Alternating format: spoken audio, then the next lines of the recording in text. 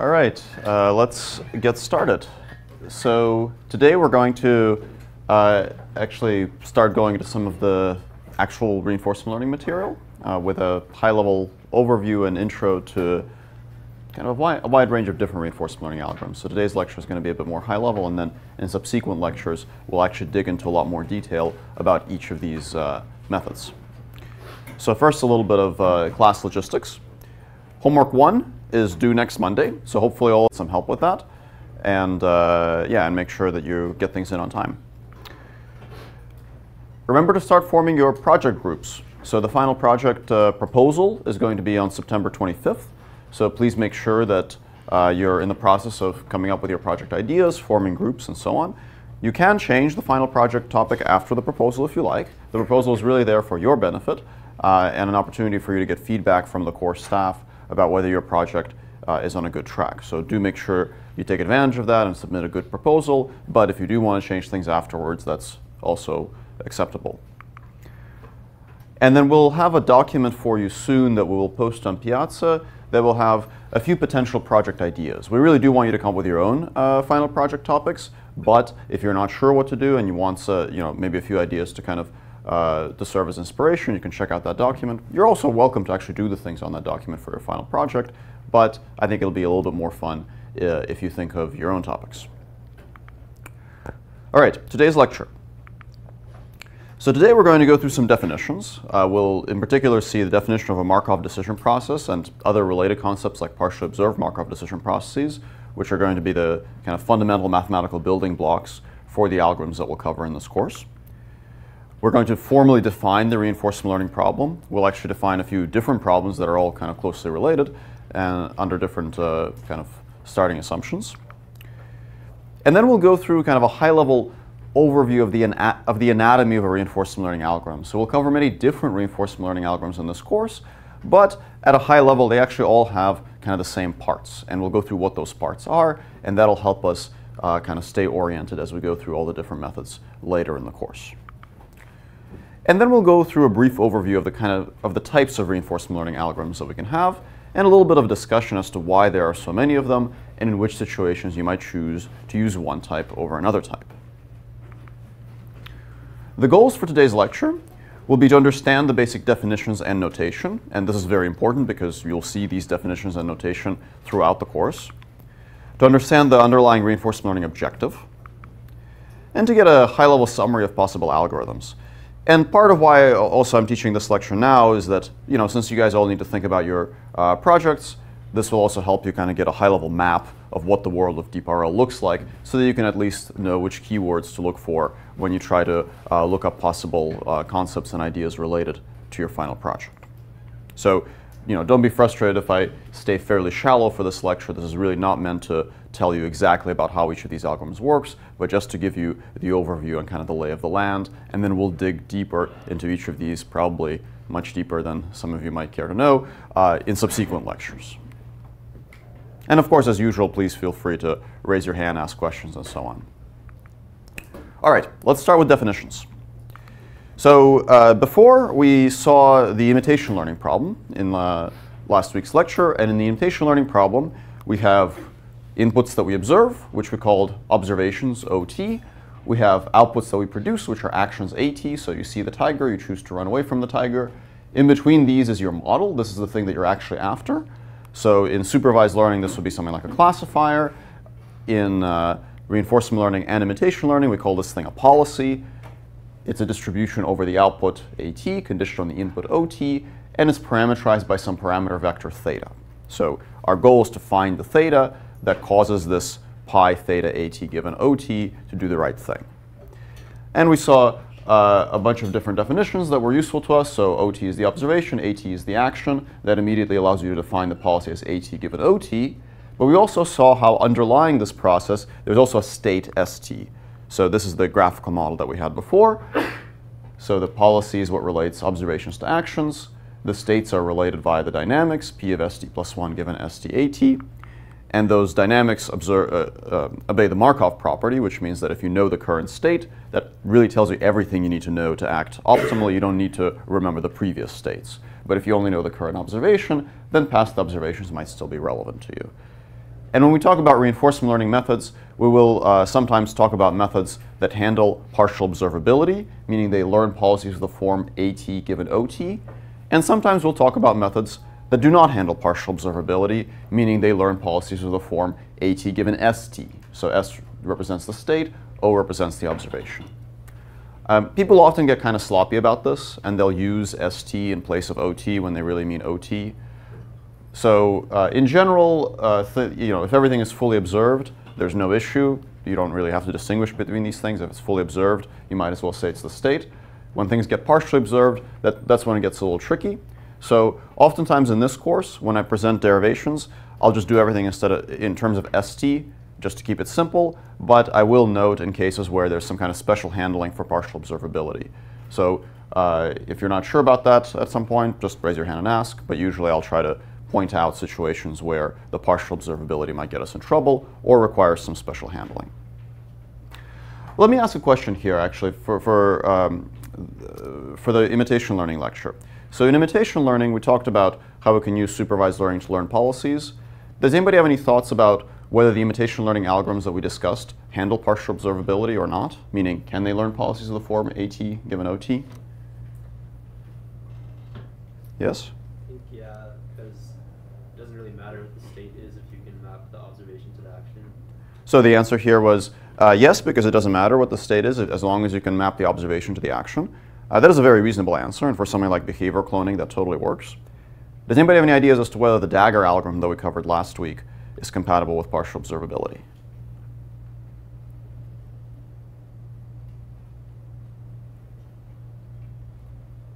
It's a bit of a trick question. So with Dagger, for those of you that remember, there was an assumption that you get epsilon error on your training set. That epsilon error may not be possible under partial observability. You might get aliasing. So Dagger doesn't care whether you're fully observed or partially observed, but it does care that you can get that epsilon error, which might be impossible if your observations are too impoverished. Whenever you have to think about a question like that, it sometimes helps to imagine a sort of extreme edge case. A special case of partial observability is when you observe nothing at all. So you can say, well, if you observe nothing at all, will the assumption be satisfied? In the case of Dagger, it of course won't be. Okay, so in imitation learning, we had the setting where you collect data from a demonstrator, typically a person. You collect their O and A tuples. That's your training set. You run supervised learning, and you get a policy. So that's what we learned about last week. So now we're going to get rid of the data, the training data, get rid of the human demonstrator, and try to do everything autonomously from scratch, which means that we need to know what the task is, and the task is going to be defined in terms of a reward function. So the reward function is basically what we're going to use to figure out which actions or which behaviors are better or worse. The reward function is in general a function of the state and action. Sometimes you'll see it written as a function of the state, action, and next state. That's fine too. Sometimes you'll see it written as a function of only the state. That's also fine. So the reward function tells us which states and actions, or just which states, or just which actions, I guess, are better or worse. Greedily take the action that will give you the best reward at the next step, because if you're driving along and you see maybe a red light, you might not realize that not stepping on the brake right now will immediately cause a crash. And it won't immediately cause a crash. It might cause a crash later when you barrel into the middle of the intersection and get hit by another car. So you have to reason about what the rewards will be in the future as a consequence of your current actions. And that's actually the principal challenge in reinforcement learning. Taking actions that will maximize long-term rewards rather than the rewards at the immediate next step. Okay, so together the state, action, reward, and the transition probabilities, P of S prime given S comma A, define what is called a Markov decision process. And you can also have a partially observed Markov decision process that also brings in these observations. So let's talk about that a little bit. We'll start with a very simple definition. We'll start with something called a Markov chain. The Markov chain is actually the only one of these definitions that was actually invented by Andrei Markov. He didn't actually create the Markov decision process. He created the Markov chain. And the Markov chain is a very simple graphical model. It can be fully defined with two things: a set of states, capital S, and a transition operator, T.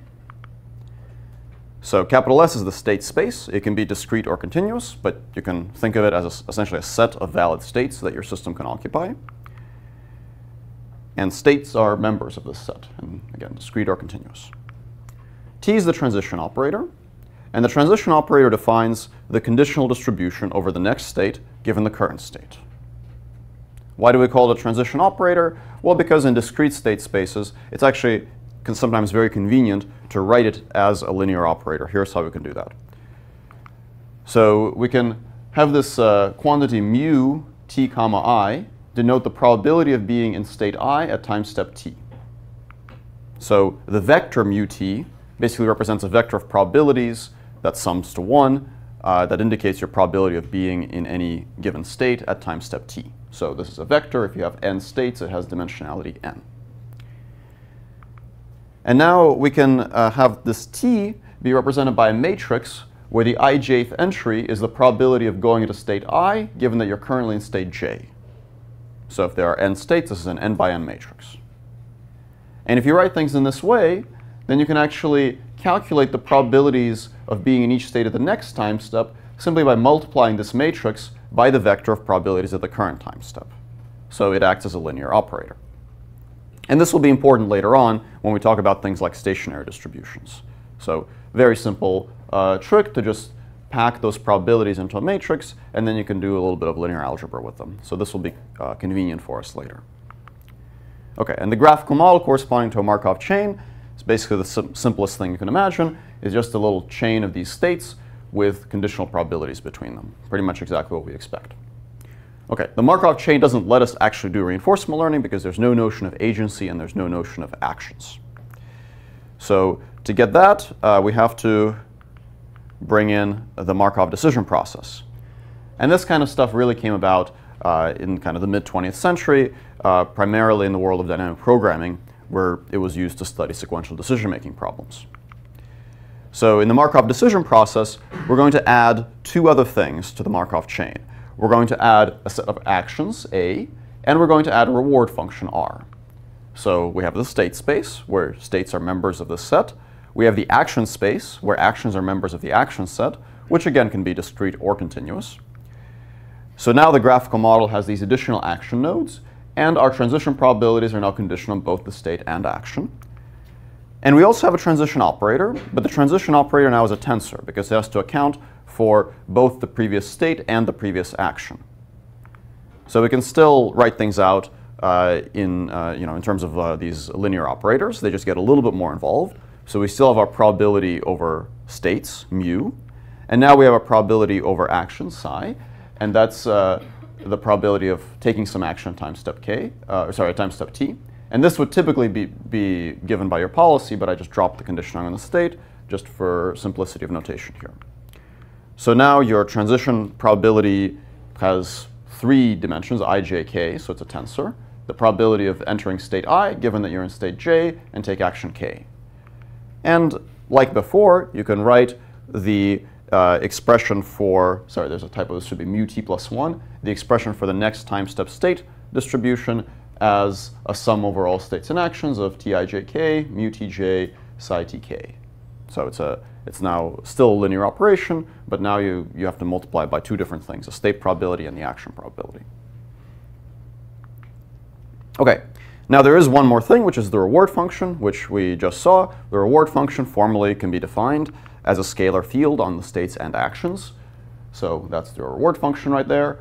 And the reward function is what's going to tell you what you're actually supposed to be doing in this MDP.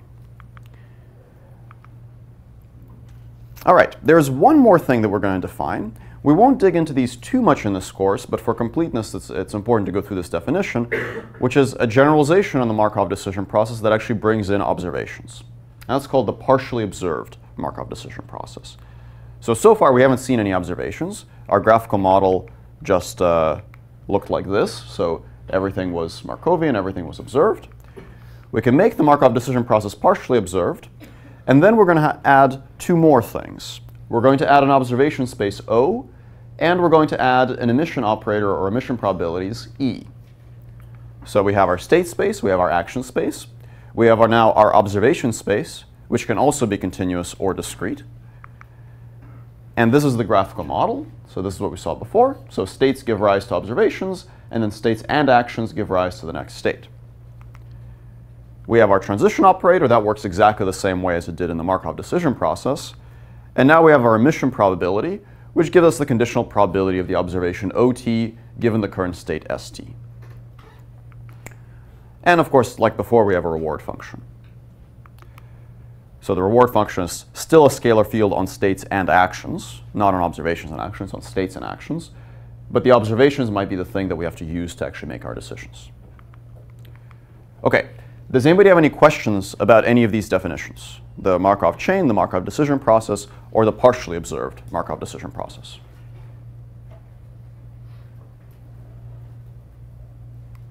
OK, so yes? Is the transition operator any different in the partially observed setting? The question was, is the transition operator different in the partially observed setting?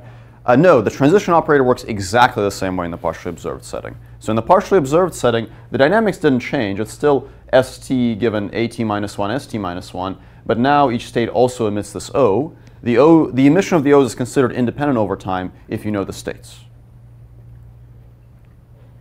So the reason that O, some practical examples of why O given S might be stochastic. If you have a camera on a car, maybe there's some noise in the camera sensor, so the image will be noisy in different ways on different time steps. But all of the physically relevant stuff, like the positions of other cars that show up in the image, those need to be part of the state. OK, let's go through the goal of reinforcement learning, building on these definitions. So the end goal, typically for almost all algorithms that we'll cover, will be to produce a policy, to produce something that tells you how to act. The policy won't always be represented explicitly, so in some cases we won't actually get a single model, a single neural net or something that represents the whole policy, although usually we will. But we'll get some kind of object from which a policy can be extracted. But for now, let's just say that we have an explicit policy. So we're going to actually have some model, pi theta A given S, that will tell us how to act in each state. So our goal will be to learn theta so that this model is a good model, and I'll define what good means shortly. So the process and we're going to do A given S for now. We'll come back to partially observed stuff later. So here's where I'm going to do that sloppy thing where I just forget about O's and just treat everything as though it was S's. So thetas, if your policy is represented by a deep neural net, those are just the weights in your neural net. Now your policy can be represented in other ways. If you represent it as like a Gaussian process, then theta is whatever basically defines that Gaussian process. If it's represented with some linear thing, it's the weights in that linear thing. So basically whatever parameters identify the hypothesis in your hypothesis class. The states go into the policy, and then the actions come out. The state and the action goes to the world, and the world has some dynamics, which we typically don't know, that will produce the next state. So this is kind of the graphical illustration of the process in which this thing is embedded. State goes into policy, policy produces action, state and action goes into the world, world produces next state. And we can actually write out, using those graphical models that we saw before, in this case the standard MDP graphical model, a probability distribution, a joint probability distribution over all the states and actions that we'll see in a trajectory. So remember, our graphical model for the MDP, that gives us the ST plus 1 given ST-AT, which we don't know in general, but we can still write it down if we want. We have an initial state distribution P of S1. We usually omit talking about this, but this is actually kind of important in some cases. And we have our policy AT given ST.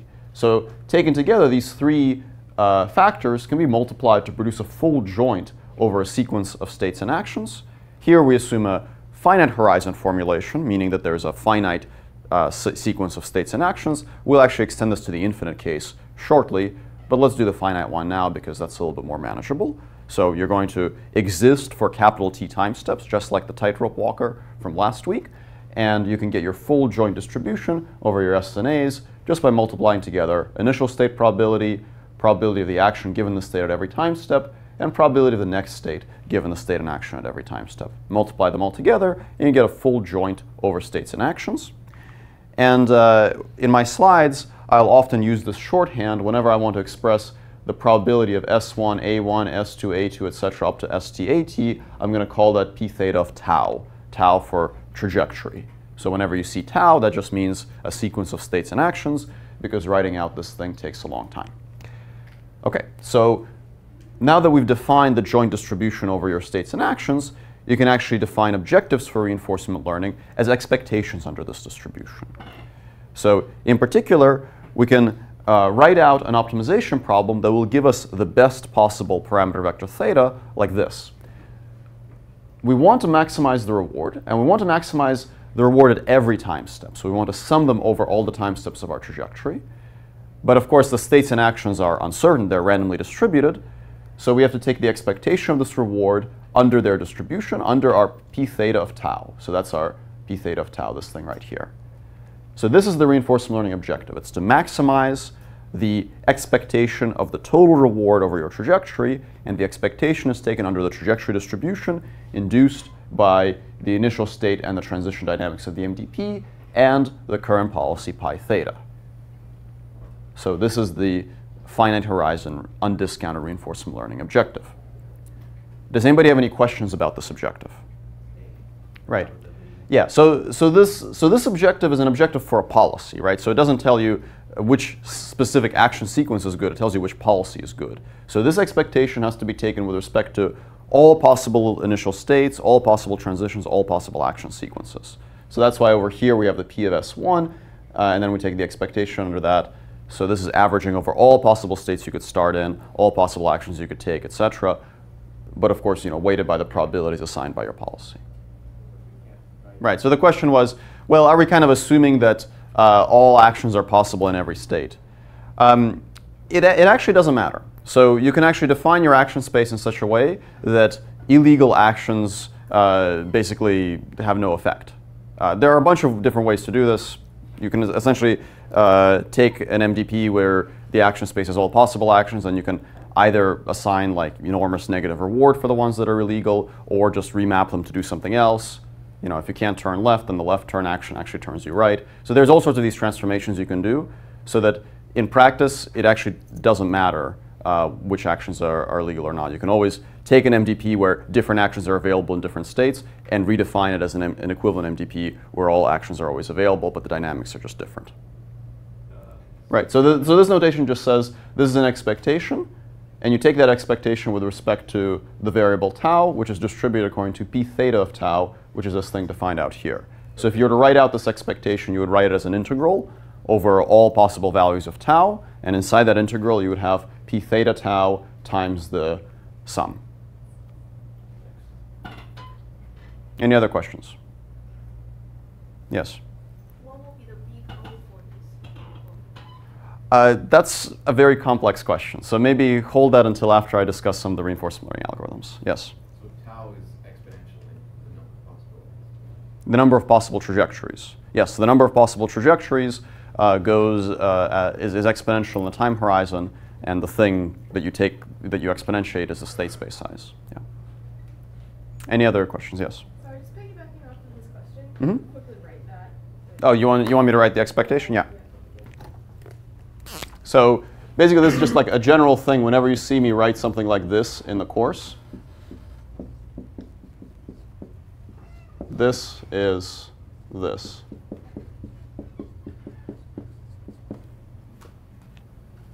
Is everybody good with this? Okay. All right, let's continue. So one observation we can make about this distribution is that even though we got this distribution out of an MDP, a Markov decision process, once you actually nail down your policy, once you pick a pi theta A given S, you can also view this as a Markov chain on an augmented state space that is obtained by concatenating S and A. So we have a Markov decision process, but now that we've picked a policy, it's also a Markov chain, but on a different state space. So this is our graphical model for the MDP, but now that we have a policy, we also have this edge, A given S, and now we can create a Markov chain simply by redefining the state space to group together the S's and A's. And in this Markov chain, the probability of the next state and the next action given the current state and the current action is just obtained by multiplying together the transition dynamics of the original MDP and the policy. And this is not just an idle exercise. This is actually going to be useful for us because we're going to use this concept to define an infinite horizon version of the reinforcement learning objective. So if this Markov chain thing makes no sense to you, please raise your hand and ask me a question. OK, good. So now we can work our way towards an infinite horizon version of the reinforcement learning objective. Before we do that, we're going to introduce something called a state action marginal. So this is the objective that I had before, the expectation under p theta tau of the total reward. And remember that I can now take my p theta tau and I can express it as this Markov chain on states and actions with this transition operator. And now what I can do is I can actually take this expectation and I can push it inside the sum. This is done by linearity of expectation. So whenever you have the expectation of a sum, you can rewrite it as the sum of an expectation. And because the term inside the sum only depends on st and at, I can take this expectation, I can rewrite it, instead of having it be an expectation over all trajectories, I can have it be an expectation over just st at. And it's distributed according to this p theta st at, which I'm going to call the state action marginal. So it's the marginal distribution over the state in action at time step t. So this is the state action marginal. Now, of course, the state action marginal, you can't necessarily get it immediately just from looking at the form of the transition dynamics in the policy. You have to actually apply this transition operator t times to get the state action marginal at time t. So let's work on that a little bit, and that'll get us towards the infinite horizon case. So the goal in the infinite horizon case will be to figure out an objective that is basically similar to this original reinforcement learning objective, but in the case where the time horizon t goes to infinity. So here's how we can go about this. Remember that in a Markov chain, you can get the distribution over the next state in action by multiplying the current state in action by t. So that's our t now is our state action transition operator because our Markov chain is defined on states and actions. And you can apply the transition operator k times. You can say the probability distribution over st plus k and at plus k is just given by t to the kth power times the probability of st and at. So now we can ask, well, does the state action marginal, p of st at, converge to a stationary distribution? Meaning that if we run this Markov chain forward far enough, do we eventually end up on a distribution over st at that no longer changes? So if that happens, you know that this expression must hold. So if mu is the stationary distribution of the Markov chain, then mu has to be equal to t times mu, meaning that applying the transition operator one more time does not change your distribution. Now, very, very important point here, not changing your distribution does not mean that it's not changing your state. Your state might be bouncing back and forth, but the distribution over states might not be changing. So does the Markov chain converge to a stationary distribution? Well, it turns out that there are some fairly simple conditions under which it does converge to a stationary distribution. Those conditions are called ergodicity. Roughly speaking, it just means that every state action pair is reachable from every other state action pair, so there are no dead ends. And if your Markov chain converges to a stationary distribution, you can find that stationary distribution by solving this equation. So you can see how to solve this equation if you just subtract the right-hand side from the left-hand side, and you get t minus identity times mu equals 0. And for question? Could you remind us what mu is really quickly? Mu is the vector of probabilities, in this case of state action pairs. So we can write mu like this. If we just had a regular old Markov chain on only states, then mu would be probability of S1, probability of S2, etc., probability of Sn. But since we have a Markov chain over states and actions, we actually have probability of S1A1, probability of S1A2, etc., probability of S1AM, probability of S2. You get the idea, right? A1, etc. So it's a big, long vector of all these probabilities. Any other questions? OK. So if you solve this thing, you get a stationary distribution, which you can do by finding the eigenvalue, the eigenvector of t with eigenvalue 1. So you solve an eigenvector problem, you get your stationary distribution. This is a little bit of linear algebra, not that important for this course, but basically there is a way to solve for the stationary distribution, at least in the setting where you have a finite set of states and actions.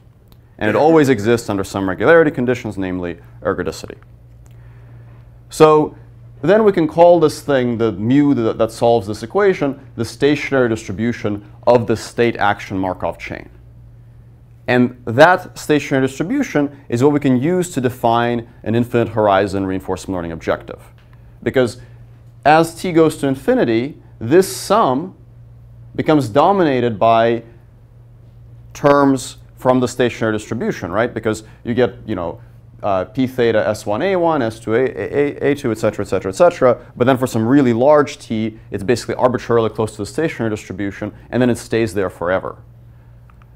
Now, of course, if you sum over infinitely many things, you're going to get infinity. So you need to slightly change this equation so that you actually get well-defined answers. And the way you slightly change is by putting a 1 over t out front. Because if you put a 1 over t out front, now this thing might actually sum up to something finite. This is called an undiscounted average return formulation of RL. It's not actually all that common. We'll see a much more common version later when we introduce discount factors. But this is a reasonable way to define an infinite horizon objective. So as t goes to infinity, this thing goes to a sum that is dominated by the expectation under the stationary distribution, which means that in the limit, it's basically going to go to this quantity, the expectation under the stationary distribution over S and A of R of S and A. And that gives us an infinite horizon reinforcement learning objective. Right, so this kind of gets at the regularity assumption over here. So if you have ergodicity, that means you can go everywhere, which means you're going to have some support everywhere if you have non-zero probabilities for your policy. Any other questions? Yes? Sorry, what's that? What's the spelling of the atomicity? Ergodicity. I can write it on the board. I hope I don't spell it incorrectly. I did not practice spelling before this lecture. All right, I think at this point, okay. There's one more point I wanted to make before the break. So this is kind of more of a conceptual point, but in reinforcement learning, it's important to remember that all of the objectives we're going to deal with are taken in expectation. So we don't really care so much about the reward of a particular trajectory. We care about the expected reward when we average over all the trajectories that could happen. And this sometimes leads to slightly counterintuitive things. Like, let me give you an example. Let's say that I'm driving this car on the road, and I get a reward of +1 when I'm on the road, and -1 if I'm off the road. Right? Seems very reasonable. You don't want to be off the road. But now you might say, well, this doesn't look like a very smooth function. So let's say my position is x. R of x is not smooth. It's not even differentiable. There's this very discontinuous event right at the boundary where I fall off the road. And you might say, well, you have no hope of solving problems like this with any kind of continuous, kind of smooth optimization method because it's not a smooth function. But remember that in reinforcement learning, we always deal with expectations. And expectations of non-smooth functions can actually be smooth. So let's say that my policy, in this kind of cartoony world, I literally just have an action that says fall. So if I take the action fall, I get a reward of -1. If I take the action don't fall, then I get a reward of +1. And let's say that my probability of taking the action fall is theta. So now my reward is the expectation under pi of R of x. And this expectation is actually smooth in theta. It's basically theta times -1 plus 1 minus theta times 1. So when you take expectations, even when you take expectations of non-smooth, non-differentiable, nasty, horrible functions, they can actually be reasonably well behaved in the parameters of the distribution under which you take that expectation. And that's very important. That's what's going to allow us to actually do reinforcement learning via gradient descent, as we'll learn next week. Okay, so now what I'd like to do is I'd like to briefly introduce kind of a high-level overview of the anatomy of a reinforcement learning algorithm, Then we'll take a short break, and then we'll resume with a discussion of what reinforcement learning algorithms we'll actually learn about in this course. So every reinforcement learning algorithm that we'll cover will, in one form or another, have three parts.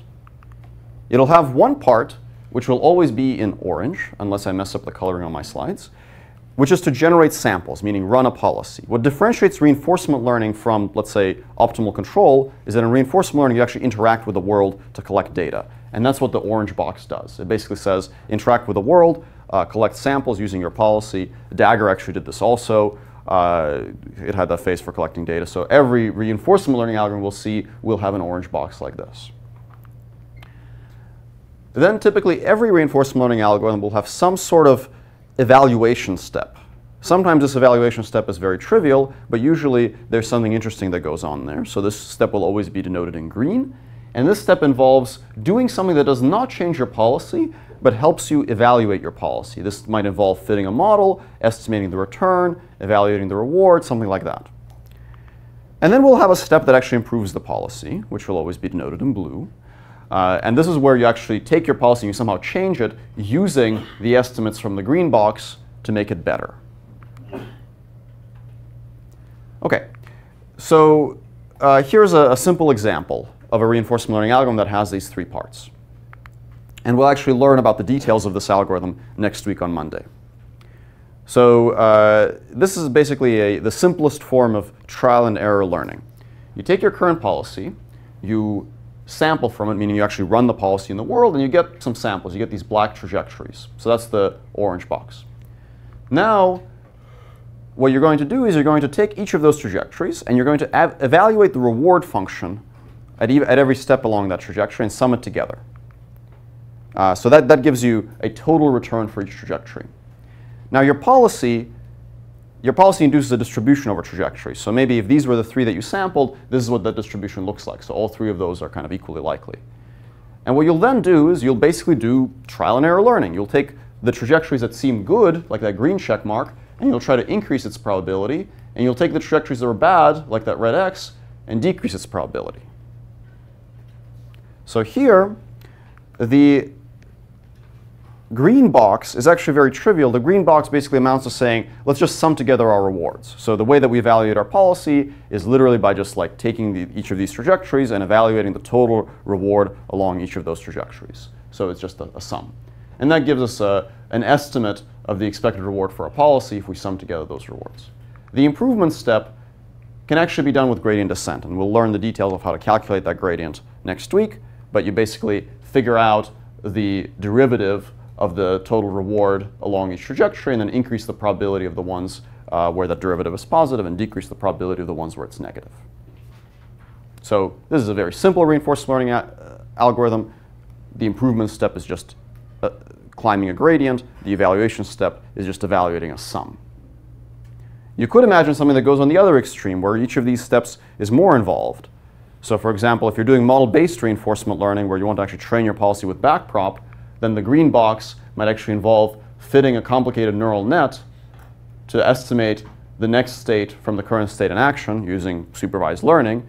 And the improvement step might actually involve backpropping through that learned dynamics model into the policy to get it to maximize reward.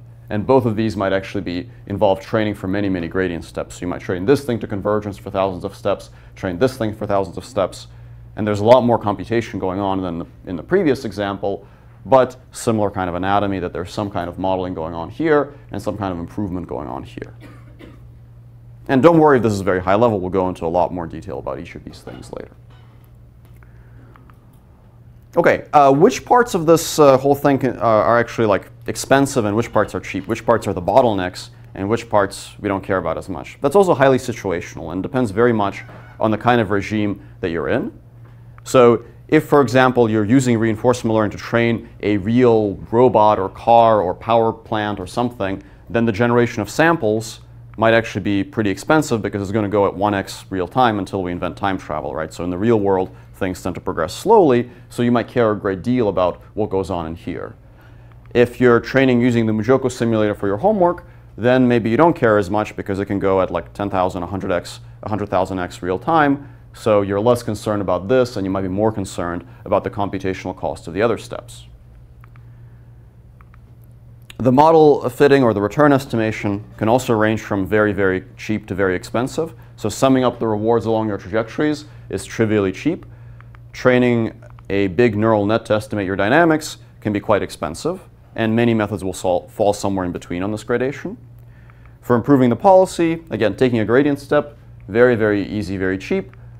Backpropping through some complicated dynamics model into a policy to maximize some reward might, take hours of computation. So each of these steps can range wildly in terms of its complexity, depending on which algorithm you're using and depending on which problem you're actually trying to solve. And we'll, of course, discuss for each algorithm that we cover how it stacks up in this regard.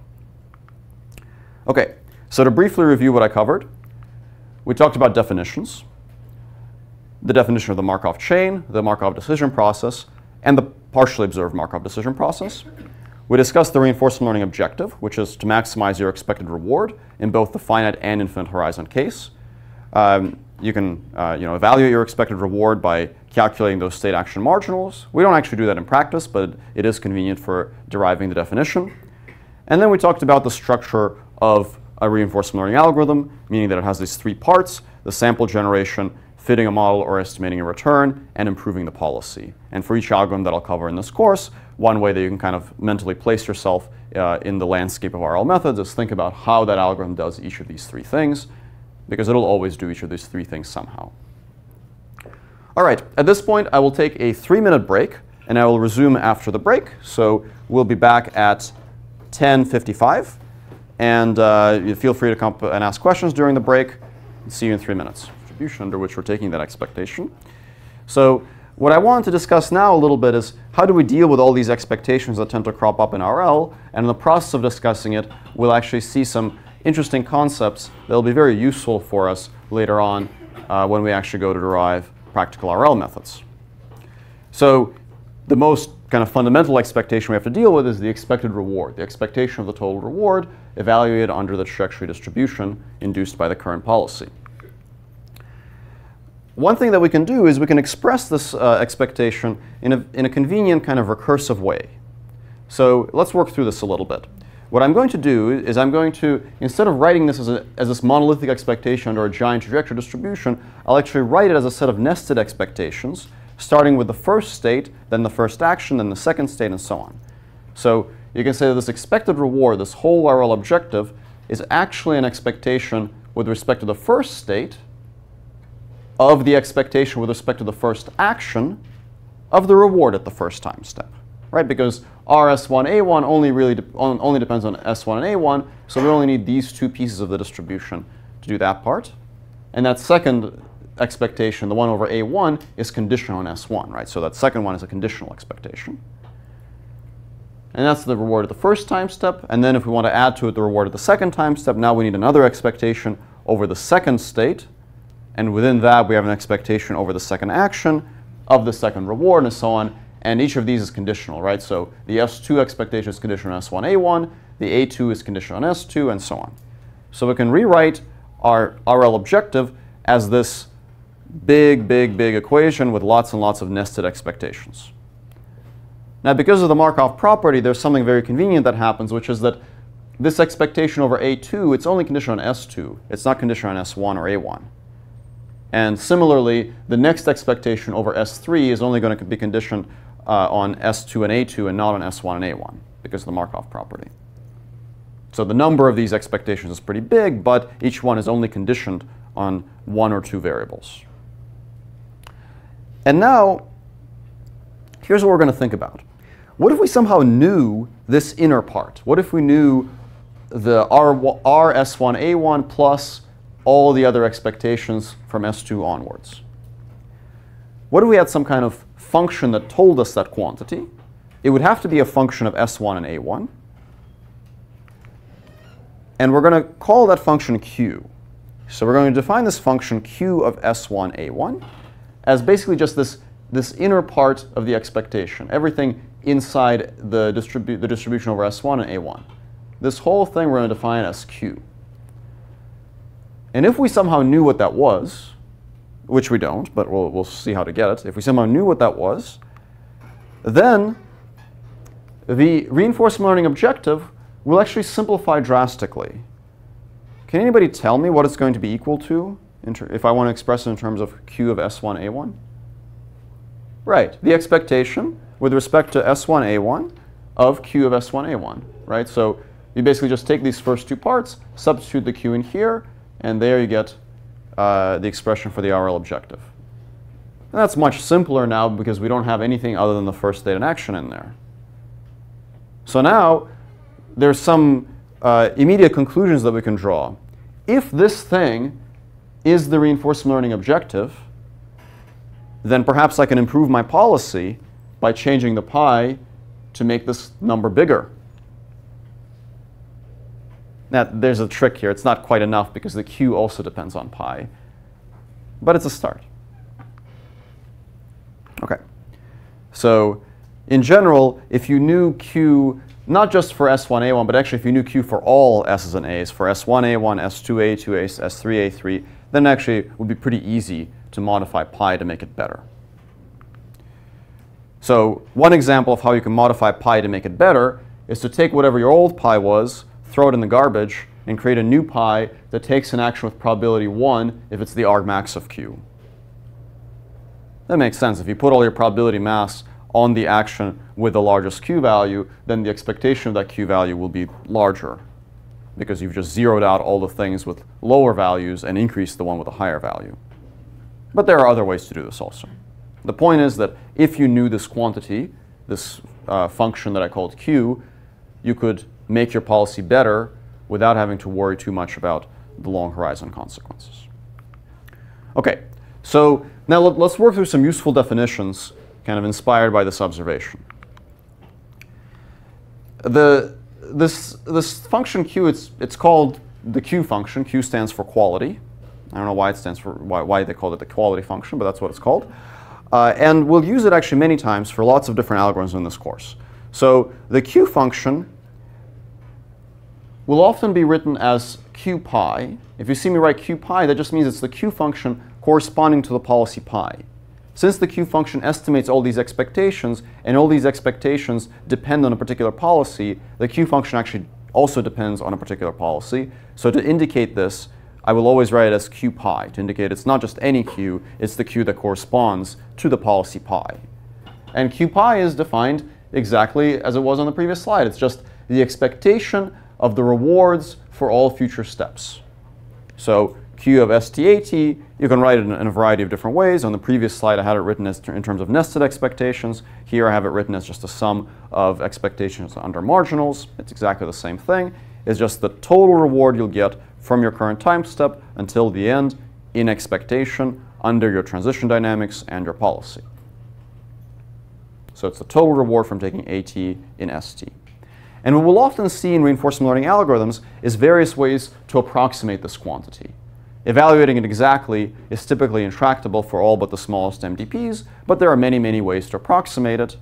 At a high level, the basic intuition behind why it can be approximated in so many different ways is that whenever you have an expectation, you can estimate expectations using samples. And samples are what we'll typically use to estimate Q functions, and there are many, many different ways to sample. There's another quantity that we can define, which is very similar to a Q function, and that's called the value function.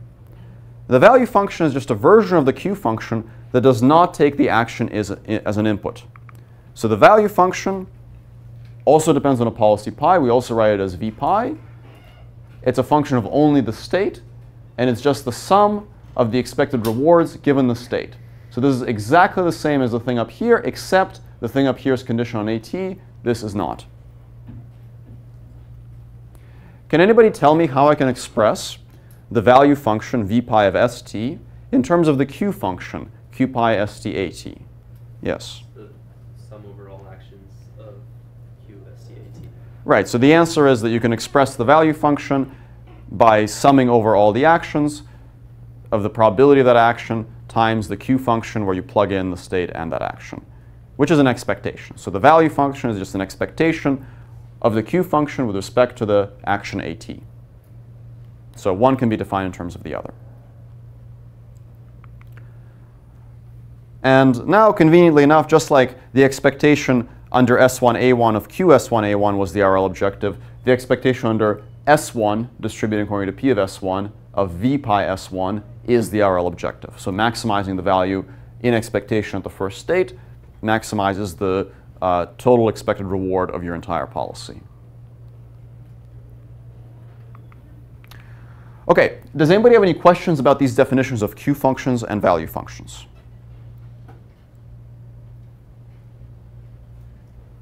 Okay. So what are some ways we can use Q functions and value functions?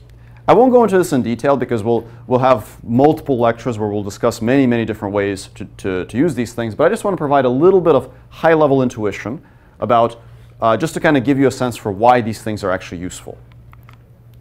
So let's talk about how if we have a policy pi and we know Q pi SA, how we can improve pi.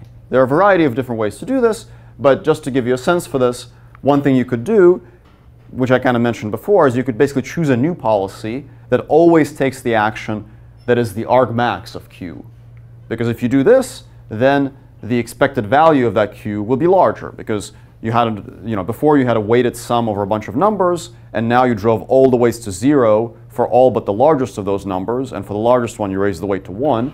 So when you do that, the expected value has to get larger, because you just zeroed out all the bad ones and increased the weight on the good one. In fact, the Q-learning algorithm does essentially this, and we'll learn about that later. So when you do this, the new policy is at least as good as the old one, and probably better. In fact, it's actually provably better unless your old one was already optimal. And it actually doesn't matter what your old policy was in this case.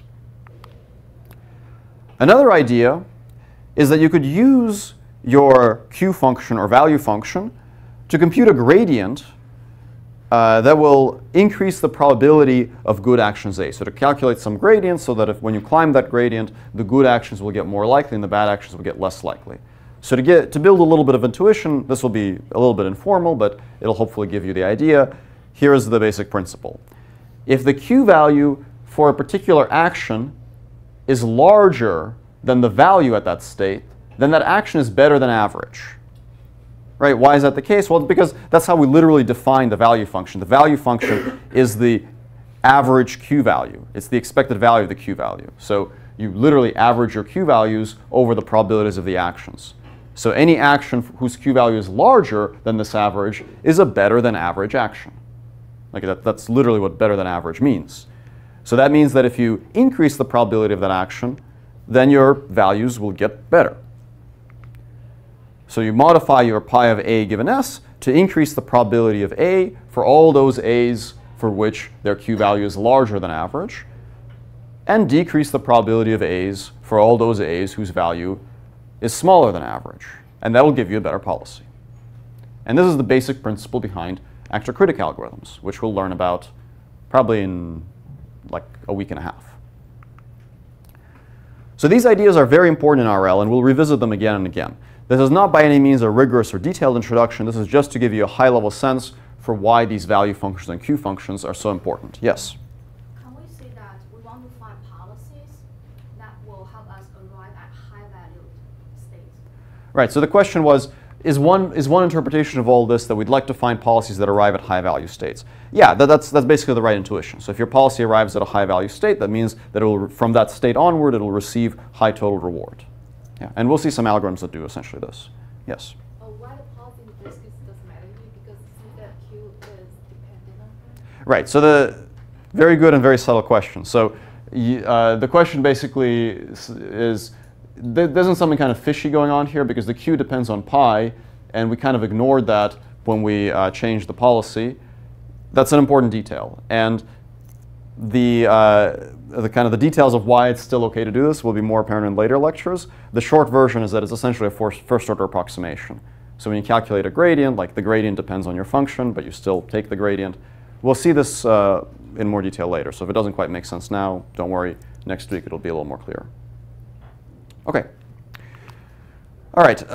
Let's now discuss a little bit more some of the kind of reinforcement learning algorithms that we'll cover in this course. So at a high level, as I said, all these algorithms will have these basic 3 parts, but they'll instantiate those parts differently.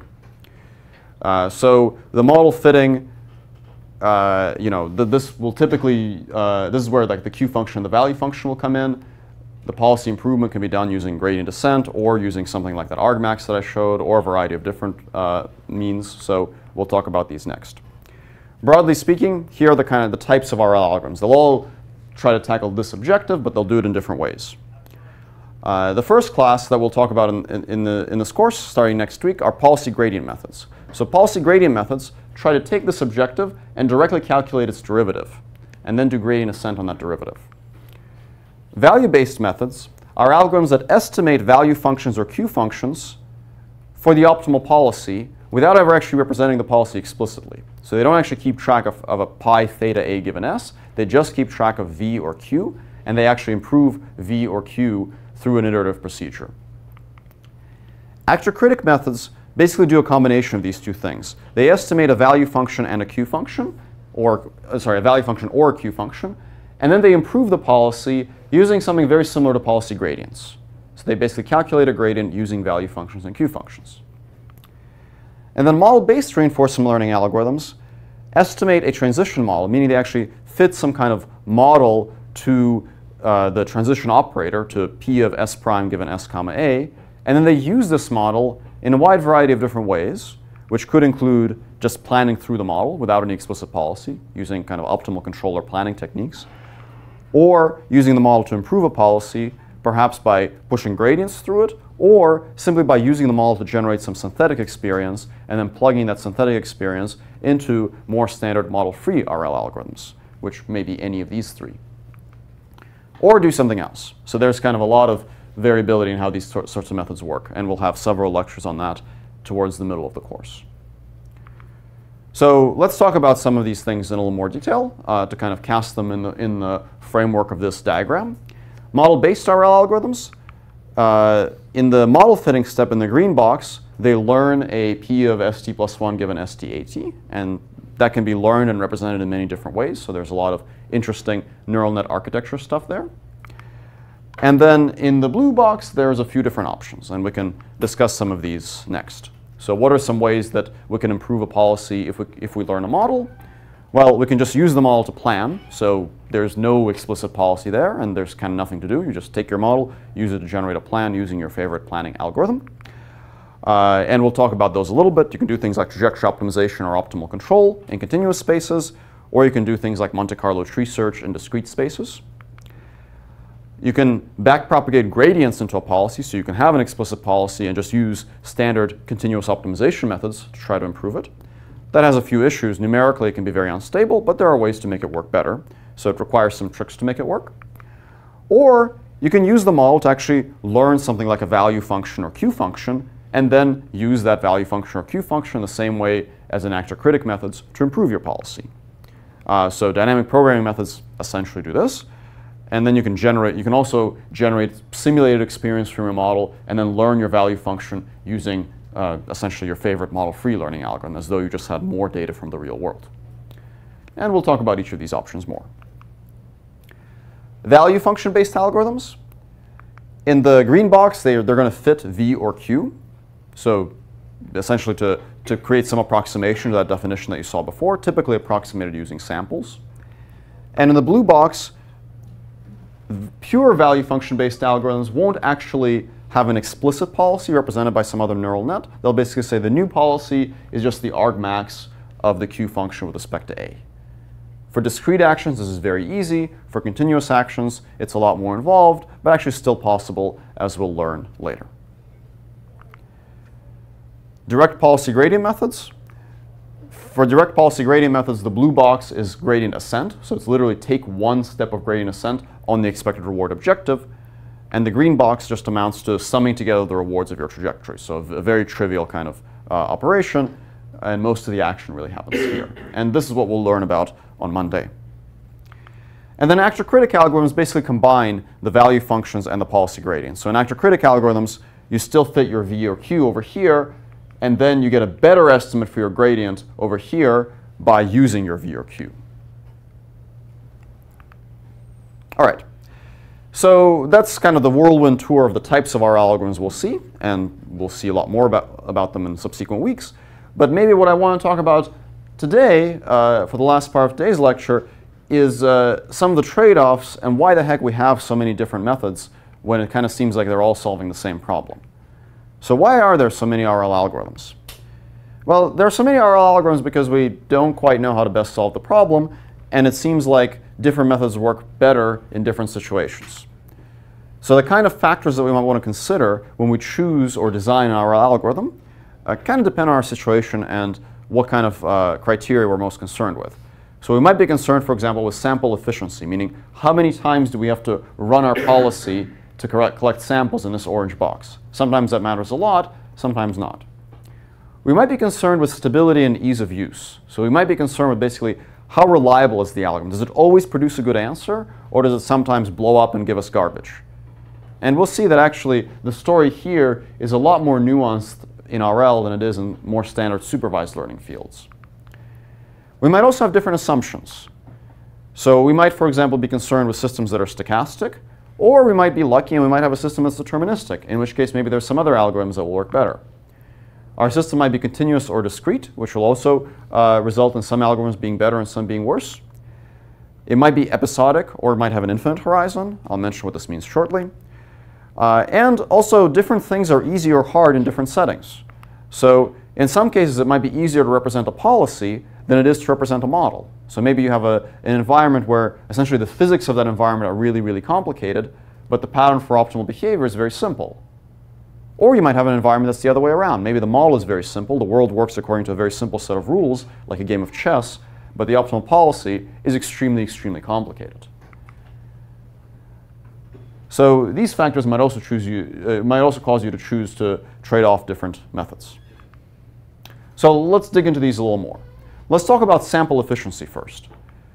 So sample efficiency refers to how many samples you need in order to get a good policy. A sample is a trial in the world. A sample means take your policy, run it, and see what it does. If you're learning in a simulator, it means run it in your simulator. If you're learning in the real world, it means run it in the real world. This is often an important consideration for people, especially if it's expensive for you to generate your samples. And one of the most important questions in determining the efficiency of a reinforcement learning algorithm in this regard is whether it is what's called an off-policy algorithm. So we'll learn about some algorithms that are on policy and some algorithms that are off policy. What that means is whether the algorithm can use data that came from other policies in the green and blue box. So off policy means you can improve the policy without generating new samples from that policy. And that can be very important because if you cannot do this, then as soon as the policy changes even a little bit, you need to generate new samples. So an on-policy algorithm, each time the policy is changed, even a little bit, it needs to generate new samples. And that's why on-policy algorithms typically take something like one gradient step inside of the blue box before they have to go out and get more data. And we'll learn about the first class of these on Monday. So in general, we can kind of put a lot of these RL methods on a scale depending on how efficient or how inefficient they are. And there's going to be kind of a big dividing line somewhere over here between on-policy methods and off-policy methods. So some of the least efficient ones here would be methods that don't use derivatives at all, things like evolutionary algorithms and gradient-free optimization. We don't actually talk about these too much in the course because these are essentially black box optimizers, so they're not in any way specific to reinforcement learning or sequential decision making. And they typically require a large number of samples. On-policy gradient algorithms are a little bit better because they'll use gradients through the policy, but they'll only take one gradient step for each sample batch. Actor-critic methods can be somewhere in the middle. You can have actor-critic methods that are on policy, or you can have actor-critic methods that are off policy, and we'll learn about both. Value function-based methods are typically off policy, things like Q-learning algorithms. Model-based RL methods can be even more efficient because they can do a whole lot of computation for every single batch of samples. And then if you use simple shallow function approximators, if you're lucky enough to have a simple enough problem, those will of course be more efficient than deep nets because they don't overfit as much, so those will be even more efficient. But of course not as applicable. So then you might ask, well, why should we use a less efficient algorithm? Like why do we even learn deep RL? Why don't we always do whatever this thing is? I'll tell you what this thing is later, but why the heck would we ever want to do any of these things? Does anyone have any ideas? Yeah. I mean, efficiency is not like the only thing you care about. Yeah, maybe efficiency is not the only thing you care about. One thing you might care about is computation time, for example. In fact, wall clock time, if you have a very fast simulator, is not the same as efficiency. In fact, it's almost exactly the opposite. So if I were to show you a plot like this in terms of wall clock time under the assumption that you're learning in a trivially fast simulator, meaning that it's very, very easy for you to simulate experience and most of your compute cost comes from essentially the learning part, this thing would basically be reversed, where with enough parallelism, gradient-free methods can actually be some of the fastest. You basically, throw a giant data center at this thing, do lots of simulations in parallel, and effectively just pick the best one. Whereas some of the model-based RL methods can be some of the most expensive computationally because they have to do a lot of modeling for every sample that they generate. They have to actually fit those models, backprop gradients through them, all that stuff, and that all costs compute. So in terms of compute, if your simulation is cheap, the picture is often the opposite. There are some other considerations.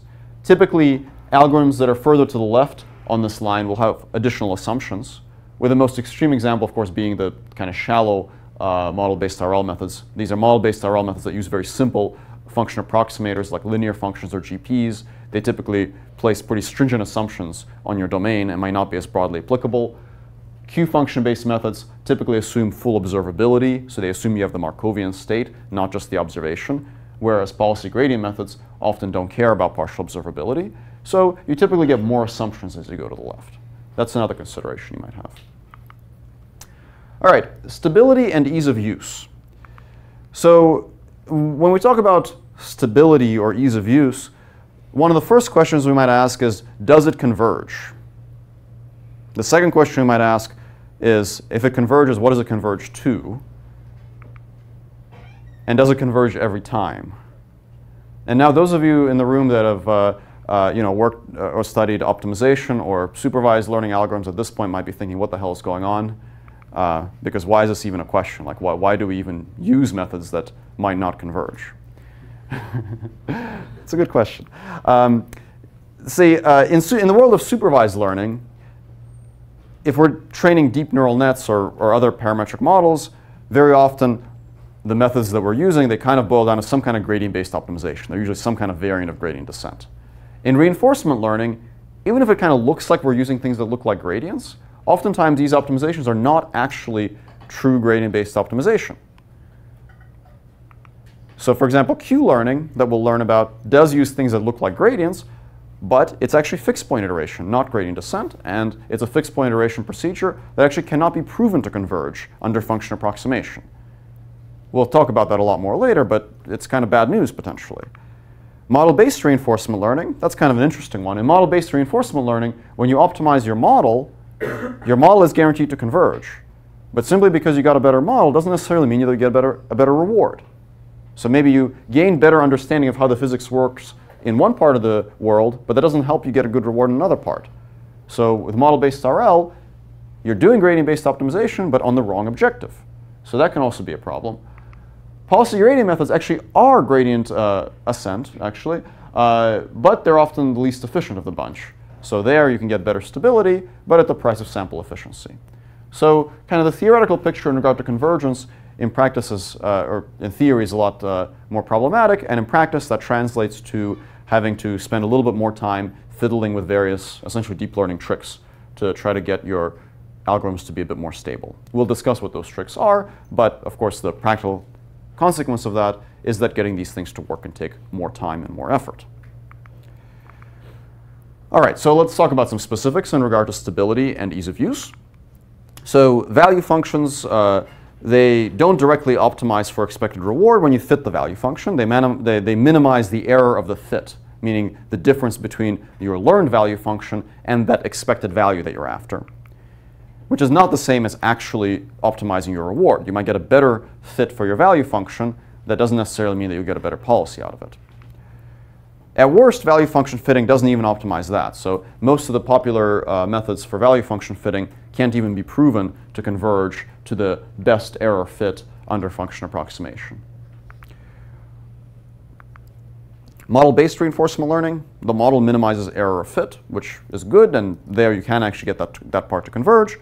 But minimizing error of fit for the model, again, is not the same as getting a better policy. Oftentimes it does get you a better policy, but it's very difficult to actually identify precisely when that will happen and when it will not.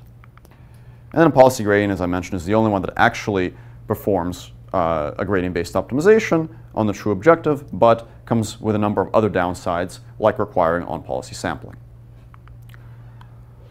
A little bit of discussion of assumptions. So besides sample efficiency and stability, we also care about our algorithms actually satisfying the assumptions for our problem. And those assumptions can also vary.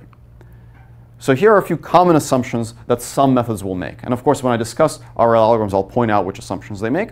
But one common assumption is full observability, meaning that you get to see states and not observations. Not all methods make this assumption. So this is basically the case that there's never a car that drives in front of the cheetah. But generally, this is assumed by methods that fit value functions. And the reason for that is that if you remember those conditional expectations, they were conditioned on the current state or the current state in action, not all the previous states in actions. And that was exploiting the Markov property. If you don't have the Markov property, it's a lot harder to deal with value functions and Q functions. There are tricks you can use. So you can mitigate this by adding things like recurrence. But in general, value function and Q function fitting methods assume full observability. Another common assumption is episodic learning. So episodic learning means that your learning process is separated into clearly delineated trials. So this is a robot that's doing episodic learning. It's trying to stack that Lego block, and you can clearly see the delineation of the trials. It raises its arm and tries again. Not all learning is separated into episodes like this. If you have an agent that's maybe operating an e-commerce website that's continuously interacting with customers, maybe there are no clear episodes. It's just continuously doing its thing. So episodic learning is often assumed by pure policy gradient methods, which do not use any value functions or Q functions. And it's also assumed by some model-based RL methods. Another common assumption is that there's some kind of continuity or smoothness going on, either in your dynamics or in the true value function of the task.